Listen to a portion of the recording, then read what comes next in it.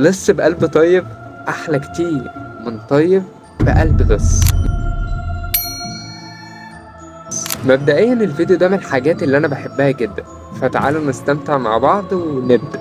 في زمن قديم وكعادة الدول فدايما في صراع بين الكفاءات على السلطة، فكان الصراع بين حسن راس الغول المقدم الشريف الطيب وبين صلاح الكلب واللي قدر يكسب منصب مقدمية الدرك المصري بعد ما قتل حسن راس الغول بالسم. يا رب أكون قلتها صح. ولكن ما بتنتهيش الحكاية هنا، لأن الشر ممكن يكسب جولة بس مستحيل يكسب حرب، لأن حسن راس الغول كان عنده زوجة اسمها فاطمة الزهراء، خافت على نفسها بعد موت حسن وقررت تهرب لبيت أبوها قاضي الفيوم واستخبت عنده، وهناك ولدت ابن حسن راس الغول وبطل قصتنا النهاردة علي الزئبق، أو في أقوال أخرى علي الزئبق. وبدأت والدة حسن تربيه على الفروسية والبطولة تربية ليه بابن حسن راس الغول، وكمان بعتته الأزهر عشان يتعلم علوم الدين على يد أفضل المشايخ.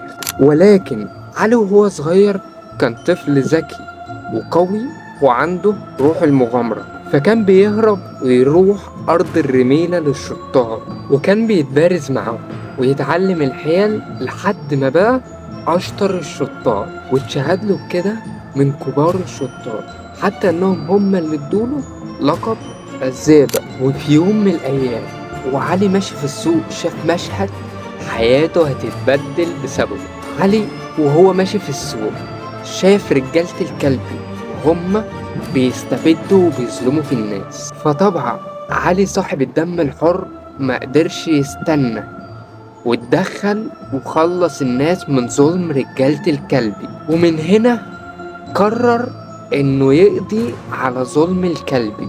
معلومة بس، علي ما كانش يعرف ان الكلبي هو اللي قتل ابوه، فبدأ علي يتنكر في هيئة خادم ويدخل قصر الكلبي وبدأ يعرف أخباره وينقلها للشطار اللي كانوا دايما سابقين الكلب بخطوة. فكان مثلا لو الكلب باعت قافلة للتجارة لبلد معين يهجموا على القافلة ويسرقوا كل اللي فيها ويرجعوا يوزعوا الفلوس والحاجات اللي سرقوها على الناس في الدولة. حرفيا كانوا بيردوا الحق لأصحابه لحد ما علي حس إن هو اتكشف، فقام داخل غرفة الكلبي ورنوا علقة مظبوطة وربطه وسابوا له الحراس وهرب. وبسبب اللي بيعمله ده انتشر صيت علي لدرجة إن أي حد بقى بيتظلم بقى بيروح لعلي عشان يجيب له حقه، ومن كتر ما صيت علي انتشر وصل للسلطان اللي أمر بإحضار الكلبي.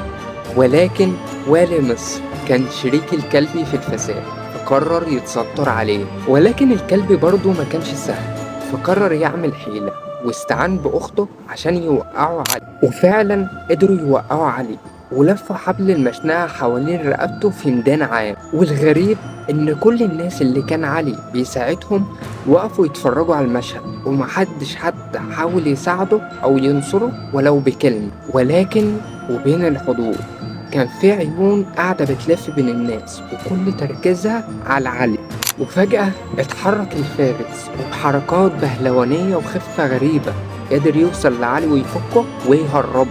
واللي اتعرف بعد كده ان الفارس ده كان ام علي فاطمة الزهراء واللي ادوها لقب انثى الاسد، وبلاش تفكر في اللي بالك فيه يا وسق.